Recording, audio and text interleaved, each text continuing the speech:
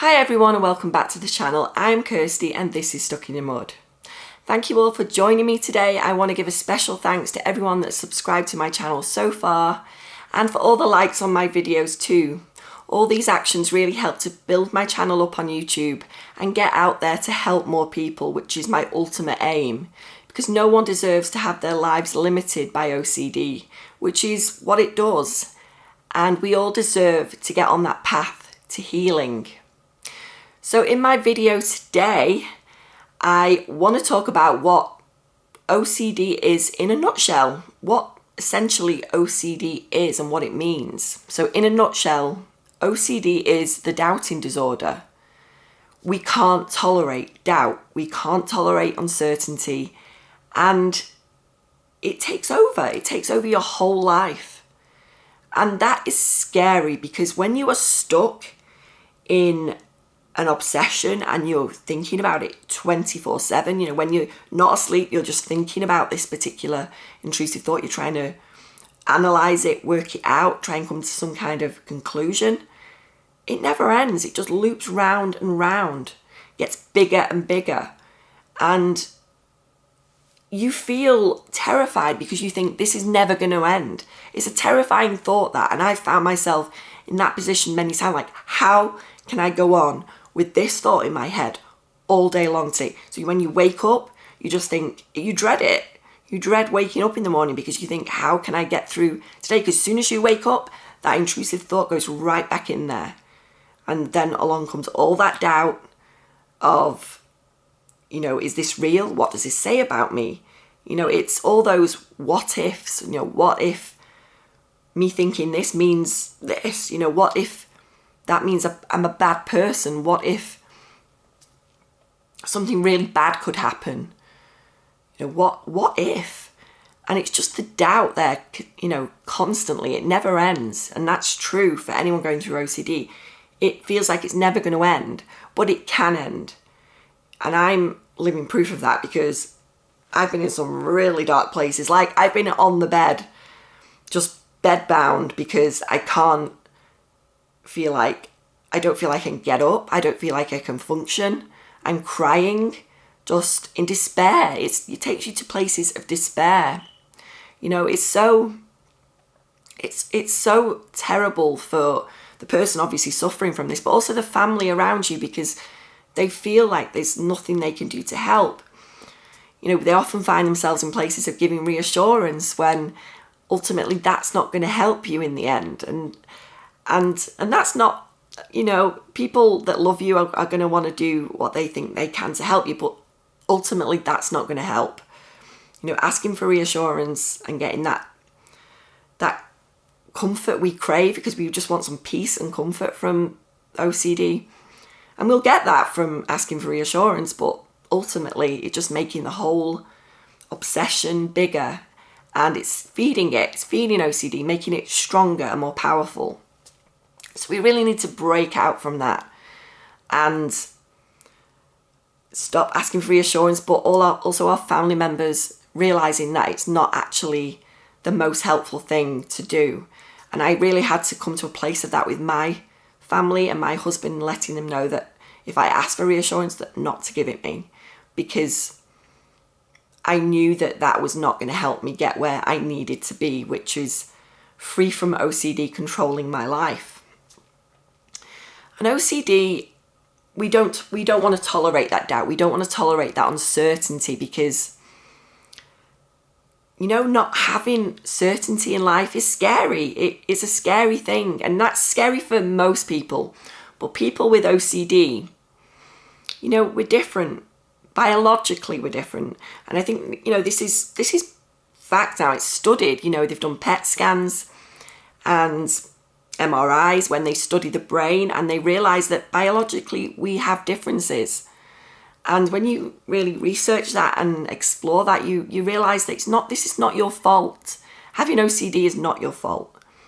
We're different. We're just built differently. And whereas one person can get an intrusive thought, everybody gets them. Everybody gets these unpleasant thoughts, these thoughts that we think we shouldn't be thinking. But they will have it and it will go pretty much instantly because they recognize it's just an intrusive, just a weird random thought, right? But someone with OCD latches onto it because we're like, we don't want that to be there. But these thoughts get stuck.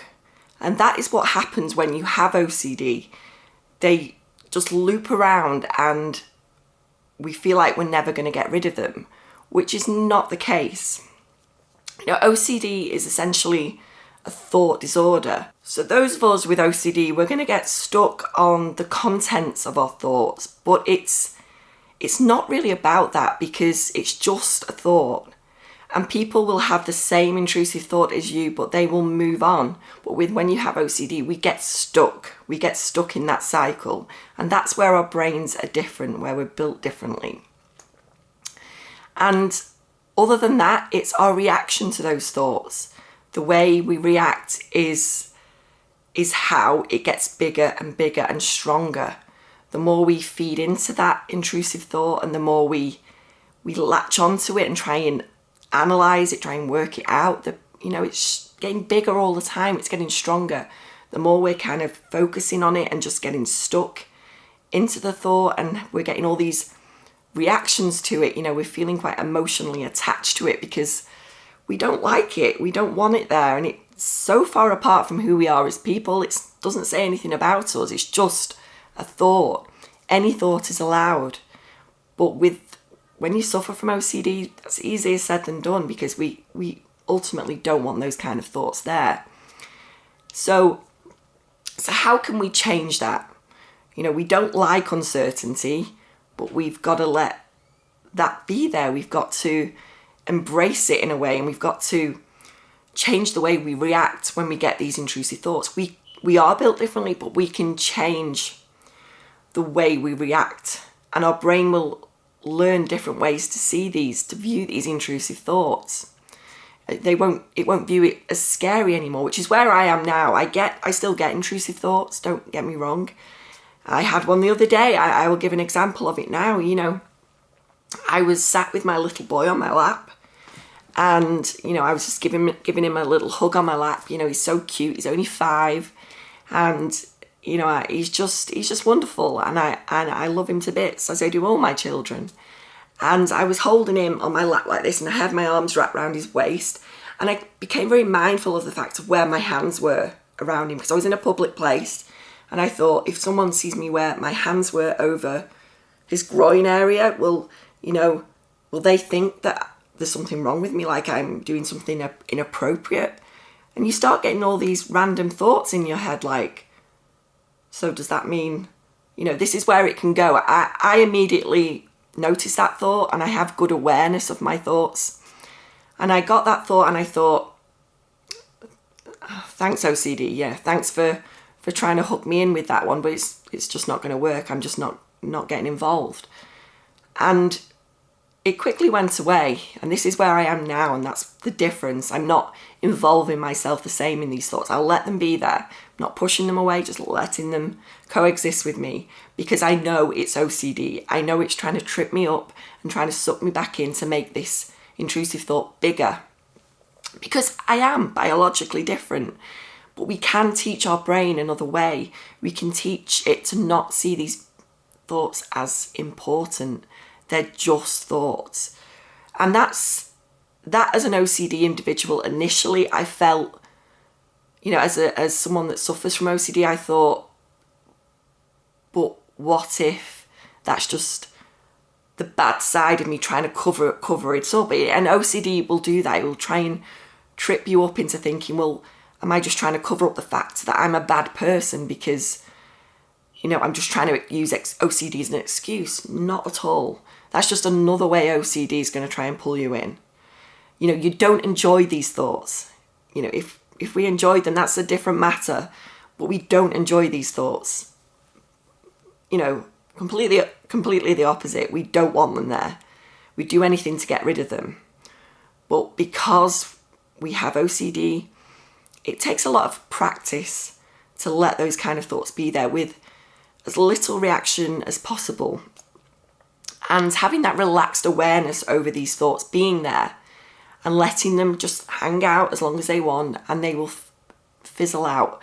That's what happens if we don't involve ourselves with these thoughts. They just fade away. Whereas we get the thought initially here, if you can imagine, at the top of this triangle, and if we get involved with it, it filters off and gets bigger all different ways. And then we might involve ourselves in a ritual to try and neutralize the thought. But that again just makes it bigger, here, and we're just breaking off and making this whole thing bigger. Whereas we can just address the thought at the top of the triangle, and it stops there. It stops right here at the top point. It doesn't go any further. We know it's there. It's still there at the top of the triangle, but there's nothing underneath it because we're letting it be there. We're letting it just hang out there. It's not going to trip us up. It's not going to pull us in because we know it's just a thought. It's just OCD trying its old tricks again to get you involved and try and work it out so you can come to a conclusion. And, we don't want to do that, because the more we do that, the bigger it gets. The more it filters off into a bigger triangle with all this stuff underneath it. Whereas if we can just let it be there and just accept that this is OCD, we have to take a leap of faith with this as well. And it takes practice and consistency, and you'll have days where you do really well and other days where you might trip up and you might involve yourself a bit more, and that's normal. That path to recovery isn't a straight line. It's not linear. It'll have its ups and downs, but every little step and every time you resist those rituals and compulsions, let the thoughts be there without pushing them away, and you will notice that they will reduce in frequency. You will notice that you're making those steps forward. There might be little steps, but you're making them. And that's a really noble thing, because it's tough. It's really hard when you suffer from OCD. And we're teaching our brain that, by not involving ourselves in these thoughts, that they're not important. I don't need to work these out. I can just let them be there. And that's a massive breakthrough, because you will notice that you don't get as many intrusive thoughts. And when you do, you can deal with them a lot quicker. You're not, you might, sometimes I would find myself like a few minutes down the line of really kind of trying to pull apart a thought, figure it out. Whereas, like I say, the other day when I was in a public place and I got that intrusive thought about my child, I was really I could feel myself starting to get hooked in with that thought. But I was like, no, it's just OCD, just trying to trip me up. I love my child. I would never do anything to hurt my child. I would never want to hurt anyone or any child, anyone. It's just OCD. It just wants to trick you, and it wants you to try and find some certainty that that's not the case. But we've got to just go, no, I'm not doing that anymore. It's taking that leap. It is taking that leap of faith and just letting those thoughts be there. It's not going to be easy at first. You might feel a bit of a surge of anxiety when you do this, because you're used to that. You're used to having these thoughts and having this big surge of anxiety and panic over the thought being there.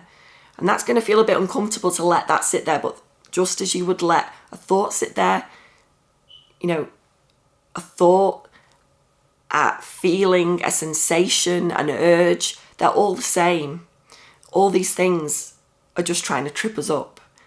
And we will respond to the fact that we're having anxiety and panic. The first thing we want to do is we want to get rid of it. But the more we can let that feeling be there, and it's going to be uncomfortable at first, but the more we practice that, you will notice it dissolving away and not getting the same reaction out of us. It's having that, and I talked about this in a recent video, is being as passive as you can with the intrusive thoughts. Like, there you are again, just as least involvement as possible, but being really relaxed and passive about it, because the more we're doing that, the more we're showing our brain, we're proving to our brain that this is not worth our attention. It doesn't deserve our attention. And amazing things happen. You realise all along this is just OCD. It's nothing to do with you. So the takeaway from this video is that OCD is not being clean, it's not being a perfectionist, it's not being tidy, it's not any of those things. OCD is a mental health disorder, and people make light of it, and it doesn't do us any favours, because as we know, it's frustrating because it's so isolating, and people make passive remarks about it like it's not a mental health disorder, which it truly is. And people don't realise that that affects us, because we're doing well, we're getting the message out there that OCD is not this, but I think rather that the tabloids and the media make it into something that it really isn't, and it really isn't liking to be tidy. That is completely different. OCD is a life-changing disorder, and it can feel helpless, but there is help, and healing is possible. You can get better from this, and that's what I really want to get across. OCD is ultimately the doubting disorder. We don't like to tolerate, so it's building our tolerance to sitting with these uncomfortable feelings, the intrusive thoughts, the images, the urges, anything, the sensations we feel in our body, and letting them be there, letting them coexist with us and not involving ourselves. As least involvement as possible is really the key takeaway here, because the less attention we give it, the easier and quicker it will go away. You can get better from this. You don't have to have it rule your life anymore, control you. We just need to respond to it differently and let those thoughts be there. Let those urges, feelings, sensations, images, whatever it is, let them be there, and not give it the attention it craves. It wants your involvement, but any thought is allowed. This is just OCD, and it's a doubting disorder, and we can't tolerate it. We don't think we can tolerate it, but we can, because doing the steps I've talked about in this video, letting them be there, it won't have the same power over you, and you can live your life in a different way. Your world will explode. It'll become so much fuller, because OCD isn't taking up so much of your time and robbing you of the life you deserve to live. So I really hope this video has helped you to see what OCD is and what it is not. And you can heal, you can get better. So thanks for watching today, and I'll see you in the next video.